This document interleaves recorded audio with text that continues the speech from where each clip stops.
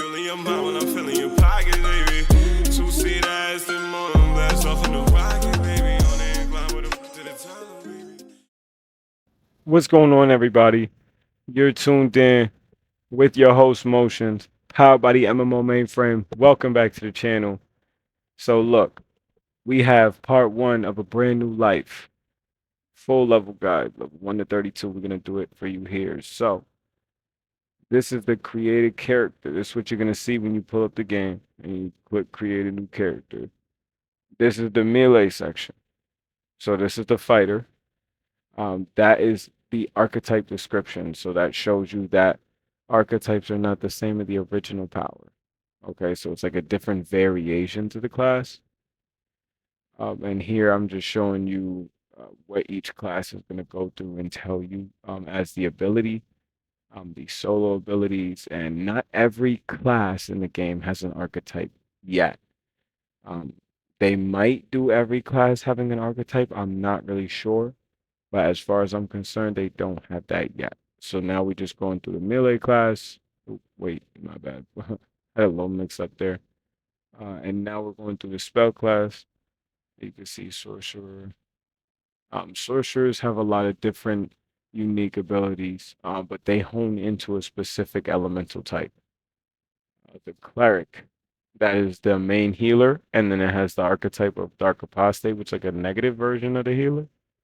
It's definitely a different type of archetype. I haven't played it yet too much, so I have to look more into that one. But I have played cleric a lot. I do like cleric. Very good heals, very good heals. Mainly just healer. They do have like a battle healer mix. But yeah, mainly. And wizard is like the cleric of the spellcasters, so it's like the cleric of the sorcerer. And then the cleric is to the favorite soul. So favorite soul is like sorcerer, and wizard is like cleric. Um, And these are just me going through the classes right here, showing you the favorite soul, which is that's the class I'm running for this life. This is a droid. This is probably one of the better classes overall in the game. You know, just overall for new players in general, or just overall, it's got all types of spells, elemental spells, healing spells. It's got everything. And Blightcaster is really powerful. I mean, it was meta uh, for the hardcore last season, season 9 hardcore. I don't know if anybody played it, but that was the last hardcore season. If you're new to the game, hardcore is basically where you cannot die, and if you die, you lose the character's life. In the normal version, that does not happen. You can resurrect yourself.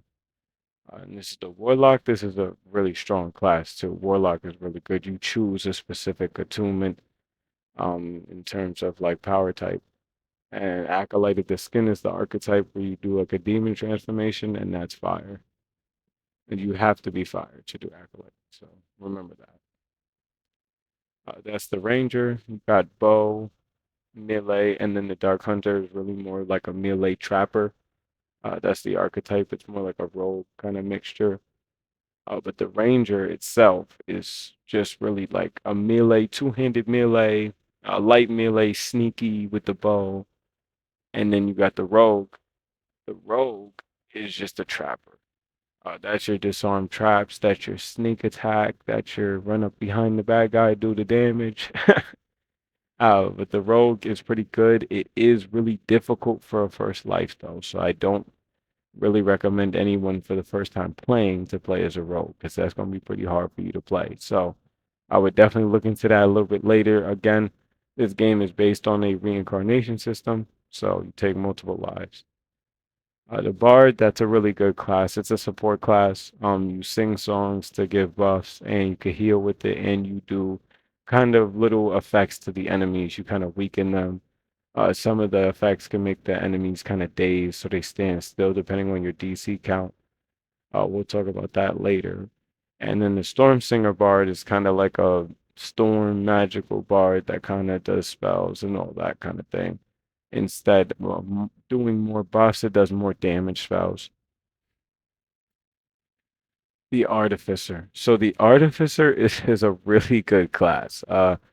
It's like it gets a rune arm, which is like a charged up shot that does a lot of damage, and then you can get like a little iron dog with you that you can level up and put for defense, and then you can also do traps with the artificer as well. There's a couple classes in this subclass division that do that, and then alchemist. Alchemist is really good for spellcasters. I don't have alchemist yet, because I buy everything for the game, so I haven't bought this yet. I don't do membership. If you have membership, you can play alchemist. It unlocks the class for you. But alchemist is a really good spellcaster. It's got healing, it's got potions, it's got damage. You definitely want to check that one out. It's just all around really good. Definitely intelligence based. Artificer, alchemist, and wizard are intelligence based spellcasters. Artificer's a kind of spellcaster too. It's like a lightning spellcaster slash mix. And then these are the iconics. So all of these classes start at level 15 in the game. So you start at level 15 and have to go to 32. And they all give you really good past life benefits. You can get the option of an iconic reincarnation, and the iconic reincarnation gives you the iconic past life feats. I have a purple dragon knight iconic past life, and my other character has the Blade Forge Paladin, which you see on the screen now. And I have a level 27 deep gnome, so I've played a couple iconics. And then they're all pretty nice. You can variate them, so you can kind of take that iconic and go level 1 the iconic, and then take level 14 of something else, just to get to level 15 and then play a different class. But most of the iconics have the fixed kind of power to them, so if you take another class, it kind of has to be close to that. For example, like some people take Tiefling Scoundrel, like you just saw, because it's attuned to fire, they'll take Fire Sorcerer. That way they don't really mess up the racial. That way the fire goes from the racial goes into Sorcerer too, so it kind of mixes together well. And then this is the last one, the Tabaxi Trailblazer, which is the monk with the quarterstaff benefits and the bonuses. So that was a new addition to the monk class, was kind of like higher damage to the quarterstaff, better evades. So the iconics are definitely fun, and we're getting the Chaos Mancer soon. If you saw the last video, you know the Chaos Mancer is coming out as a new iconic, so we'll be getting that one as well soon on that list. As you saw, I don't have Alchemist and I don't have the other iconics, so I still have some stuff to get to. But most of the DLCs, if you get the Ultimate Edition of them, come with the iconic. Just so you know that. If you do buy Ultimate Editions of the expansions, they will have the iconic. You can do that on the DDO.com website. And the website has you type your account information in, and then you can buy it. And then, so what I was showing you there is that some classes have a customize only option. We have to customize the stats you have in the class, and then some classes have a preset where you don't have to customize the stats, and they kind of give you the stats pre-made. Now, a new character is going to start with 28 stats. Okay, I'm going to have 32 in this video just as an example to show you a new character, because I'm premium and I have all my characters start at 32 stats. You can get up to 36, I believe. And that's if you TR multiple times. You add stats to your original character, so your base stats go up. And then you get more beginner game stats to add in there.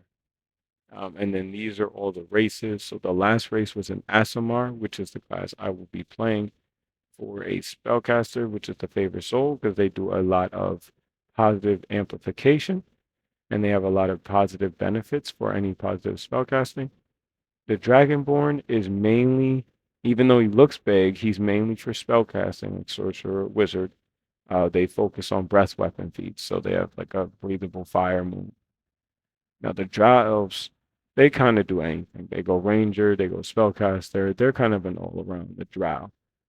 Drow specifically can play pretty much melee, caster, anything you really want. Their stats are kind of universal. They go into your stats like charisma and intelligence, so it's kind of different. Dwarves, these are mainly for, barbarian, paladin. They get special enhancements and weapon types that only their race can use, like a dwarven war axe. If you use it with any other race, you get a penalty. But with them, the Dwarven War Axes are really strong, some of them in the game, and they do a lot of benefits, especially end game Dwarven War Axes are pretty crazy. And they're only for dwarves, so. And then the Corvain elves and then the Wood elves, they have the same racial past life feats. So just keep that in mind because you can racially TR, which gives you a racial past life benefit. And so those elves have the same racial past life feats. So if you take past lives with them, they will only have the same options. Other races have different options for the feat. So these elves are kind of mainly for like melee, and then these elves are mainly for melee as well. The other elves can be used as spellcasters, but they're really mainly melees. These elves, all mainly really melee characters. One of the elves is a just a cosmetic. That's the half elf down there on the list. A couple down, below halfling. That one is just cosmetic. The gnome is pretty much primarily like a spellcaster. Like wizard, sorcerer, really good alchemist. Gnome is really good for alchemist, really good for wizard.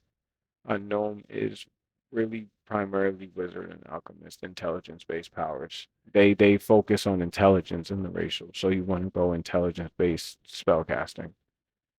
Halflings are really for your, range melee characters or your thieves, your rogues.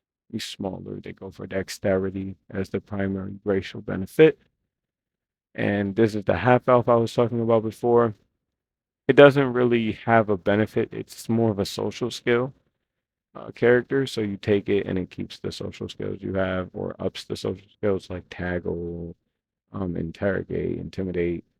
Sorry, intimidate, not interrogate. That's something else. Intimidate, those type of social skills. And then the half orc is your strength. That's just gonna be your strength. Your brute character, your big guy. That's all melee right there. I mean, some people play paladin, but mostly people go fighter, barbarian with half orc. It's pretty strict there. A human is really good with almost every class, and I'll tell you why. More about the feats. Humans get extra feats as racial benefit. So the racial benefit helps for pretty much any class because you just get more feats for your class. The tabaxi they're primarily like a ranger, like the deep stalker ranger archetype or the monk.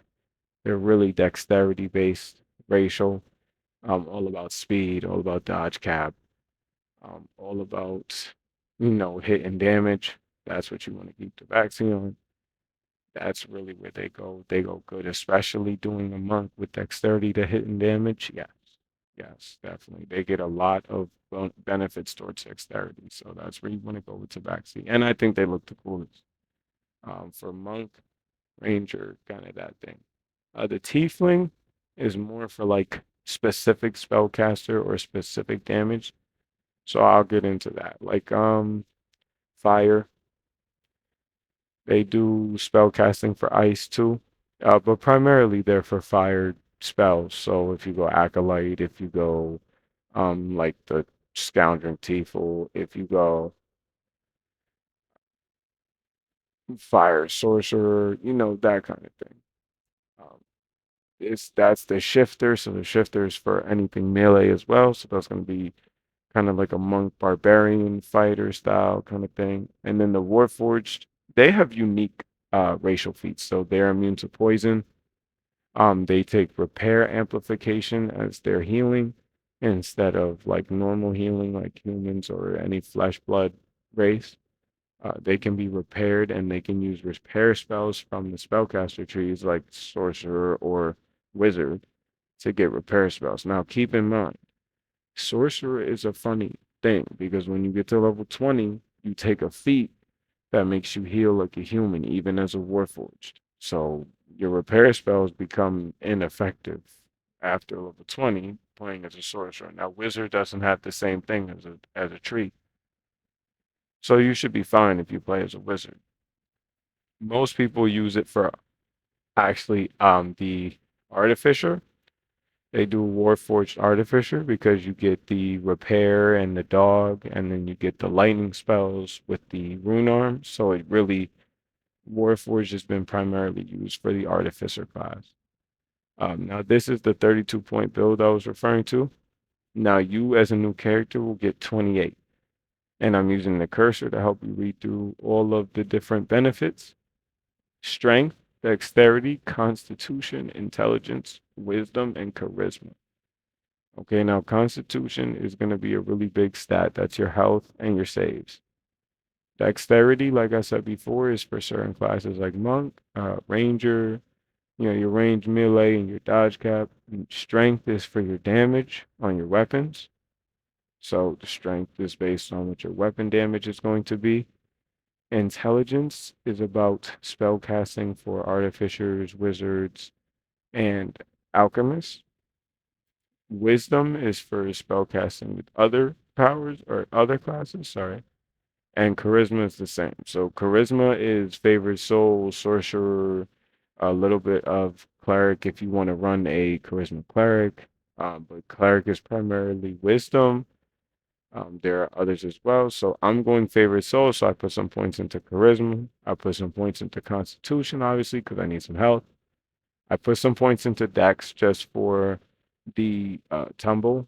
And then I put some into wisdom as well to help with the healing amplification because I have healing as a favorite soul. Now I'm not going to use strength because I don't attack with the weapon. I'm a spellcaster. And I'm using dexterity for the armor class and for some of the range damage and for the tumble. And then constitution for health. And the wisdom is for really just the healing casting. And then the charisma is for the damage for a favorite soul. But every time you make a new character, DDO does help you out by telling you in the abilities tab what class benefits from which part of the build. So we'll tell you on the right if you need charisma or wisdom, you need to put it into those to help your character for that class. And then if you scroll down, it shows you constitution for hit points. All the yellow outline will tell you what you need. So that way you can help your character be as strong as possible. They do help you a little bit, but some people just get past it. See, even on the right side, it tells you skills again. As I go down and put skills in, I went back here because I just wanted to go to 0 and then take the tumble. And then now I'm going through the feats. So these are the feats I was talking about before. This is a racial feat. You got Bond of the Fallen or Bond of the Protector, like I was talking about before, where you get benefits based on each bond, and when you turn the bond on, it stays on through the life of the character. So I'm a healer. I'm going to take the Bond of the Protector, and it goes towards Charisma, which I put 18 points into.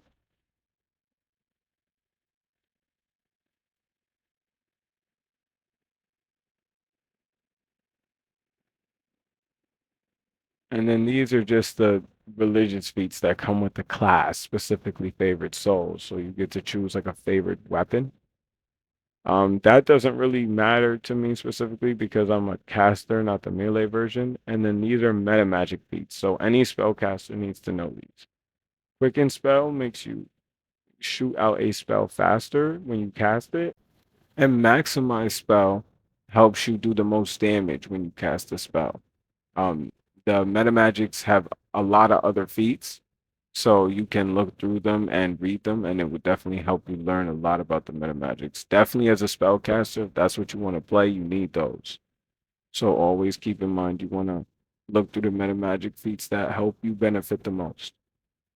Okay, so right here I'm just creating a character, and then we're gonna get right into playing into the first mission, the Grotto.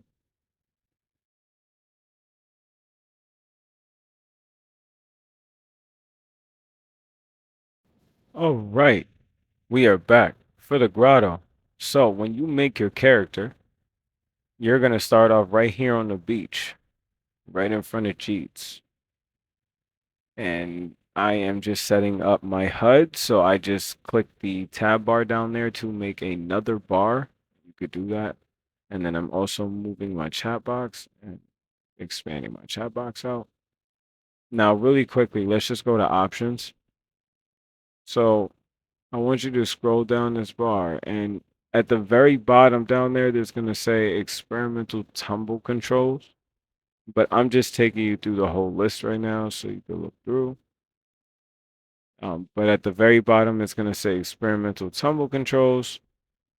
And you're going to want to turn those on so you can tumble roll. And then you close it out. And I'll tumble roll for you to show you the example. Now, when you get a little bit higher, you'll be able to unlock tumble through the skill tree.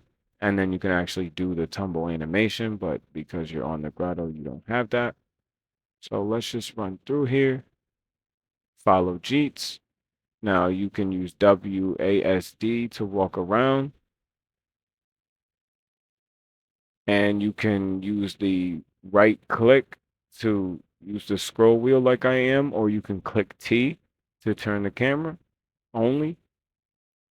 And then you're going to come to Jeets right here, and he's going to offer you the option to get weapons.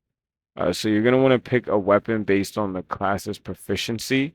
And if you're a spellcaster, you just want to choose basically any weapon because you need to get through this part, and you can't really use a weapon as a spellcaster, so you just want to pick anything.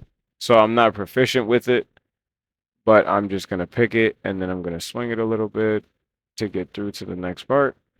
And then you're going to come back to Jeets.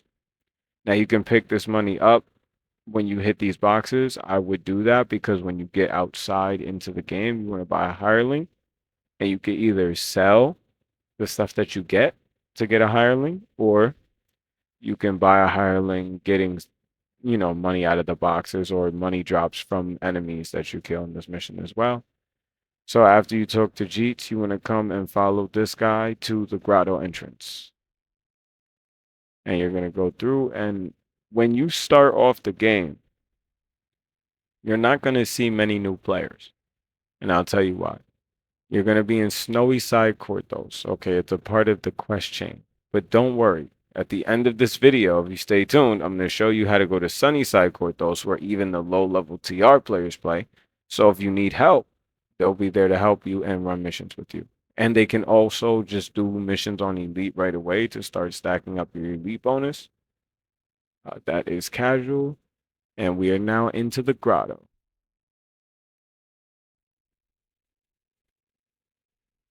The first very mission of DDO. So, look, that is the XP tab. Anytime you do a mission and you want to know the XP and what the bonuses of the XP are, you're going to come over to this tab over here, the XP tab on the top right under the missions. You're going to talk to this cleric over here in the front, and she's going to give you a spell of protection from death. And then you are going to run through here.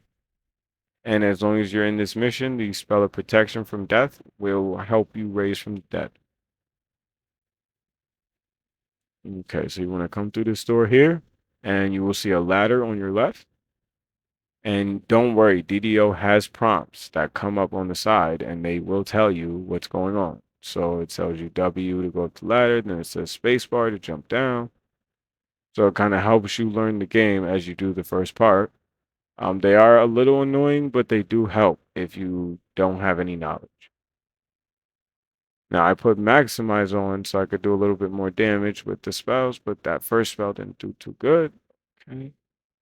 Let's see. Let's just shoot out another one here. Oh, that one was good. Okay, 12 damage. There we go. Onward. Okay, and you want to come down this hallway. And there's going to be a lever to your right here. And then in this room, you have to fight for your life and defend all your teammates from the Sawahagan, or the Swahagan, however you say that. I believe it's Swahagan, if I'm not mistaken. So like I said in the first mission, you're not going to have too good of a weapon unless you're playing a melee character who needs a weapon. because the melee character is proficient with the weapon, so they can do more damage in the beginning mission. But don't worry, at the end of this, you get a weapon choice.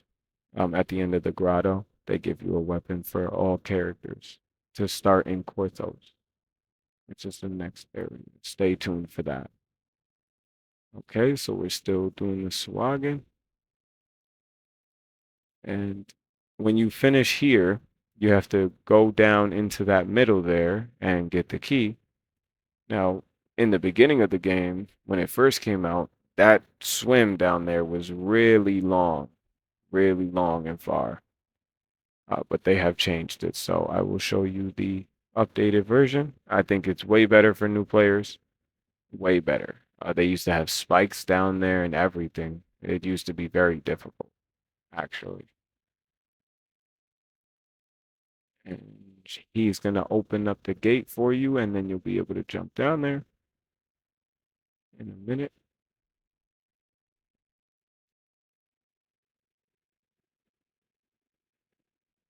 And boom. See, it's very short. You can click E to grab the key underwater, or you can click it with the mouse. Oh, had a little bit of lag there, went right up the ladder. I'm going to bring that key to the store. And on the other side, there's going to be a shrine there. And a shrine is a place you can rest to get your health back and your mana points in the top left, the blue bar under your health. So we're resting at the shrine. And then after the shrine, you're going to talk to Jeets again because there's going to be a trap and he's going to disarm it for you. So here we are. We're going to come talk to Jeets. Trap is there and you get the trap sense above your head, which indicates the trap is closed. Talk to him and he's going to disarm that trap for you. Stand there for a second and then you just walk up to the door and you open it right up. And this is the boss fight of the entire grotto. We're coming up on it. And there should be a lever. Side door to your right. Just gotta open up.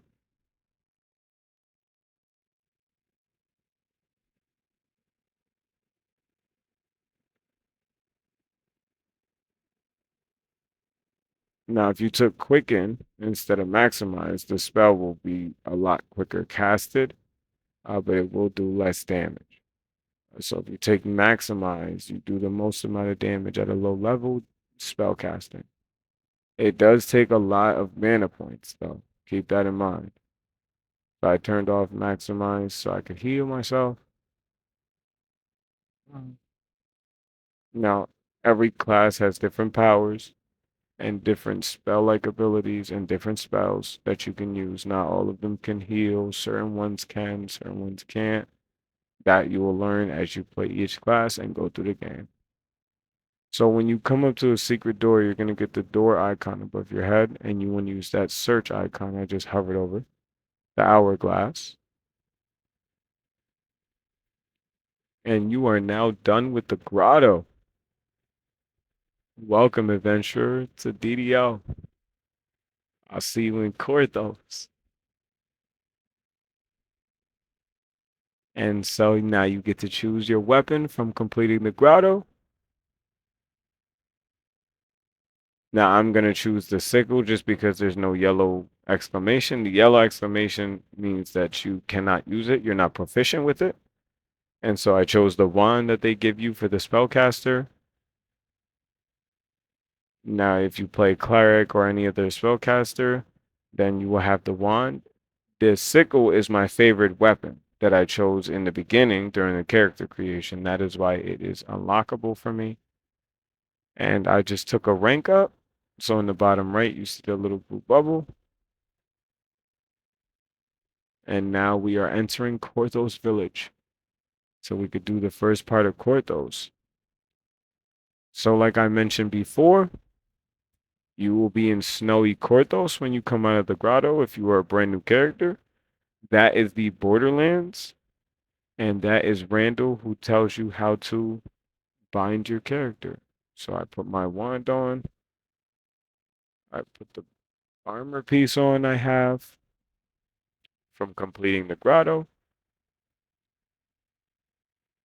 And that, guys, is the first part of the game. If you like what you saw, you like what you heard, make sure to hit that like button, subscribe, tune in to the MMO mainframe because we're coming out with the level 1 to 32. And we're going to do it quest chain by quest chain for you right here on the channel. Now, before we exit this video, I'm actually going to show you how to get out of Snowy Korthos so you can play with other people and learn the game a little bit more. So you're going to come down here after you leave that back alley, and you're going to come down to the dock area in Snowy Korthos, and you're going to talk to Cinderwind, and you're going to go through and skip the storyline. You click yes, and it's going to take you to the harbor. The next part, the harbor of Eberron. Now you're going to turn around and then you're going to go back to Korthos so you can do the missions, but in the sunny side version of Korthos. And you will see as soon as I go back to Korthos, there are other players there. See? Top left. Even a player that is a brand new player is also in sunny Korthos on a different account. And that's going to be all for this video. If you liked it all, you know what to do. Rocket, baby. Fueling your mind when I'm feeling